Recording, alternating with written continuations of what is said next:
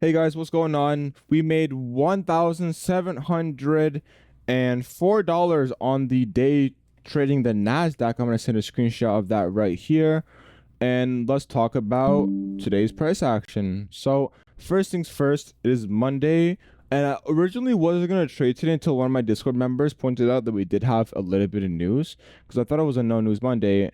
We had some news come out at 8:30. I can't remember 100% what it is off the top of my head, but I can definitely look into it more in detail. We had Empire State Manufacturing Index coming out at 8:30, which is what we got right here. Okay, and my original levels that I had marked out before the market opened were these standard deviation levels right here. I also had this little range marked out because I did say that I wanted price to retrace into this range and move higher, but we didn't get that since we don't have news after the market is open, so we don't have the volume to push us anywhere. We only ranged like 100 points or something, and we didn't move that much at all. It's already been an hour since the market opened.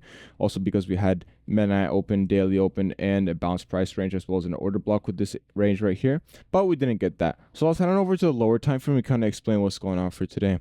So I was originally looking for longs, but I need to find that retrace move, right? But noticing how the market opened up not so volatile, I was definitely looking for something more internal, right? And that's when we had this SMT form. We had this internal SMT, and call it what you want, but we also had like multiple SMTs form, kind of. Like for example, if you were to look right here, like this low and this low, right? And then same thing on ES, right? Like this low and this low, whatever. You can honestly mark out a fuck ton of SMTs that we had here, but I just kind of focus on this one right here. And I said, all right, pretty simple model here. If we inverse this fair value gap right here, I'm going to break even at these highs and take my profit until we reach standard deviation level. I actually had exited my trade a little bit higher than anticipated because I accidentally had my TP a little bit higher than the standard deviation, which was an accident. So, I mean, hey, that's a W for the day either way, you know what I'm saying? But yeah, it was a super easy trade, especially since we also had an IFVG on ES as well. It really did confirm my bias even more for longs. And yeah, went break even at these highs and just caught my freaking TB after 3 gigantic displacement candles. It literally took us less than 5 minutes to make this much money on the day, and it was a super simple trade.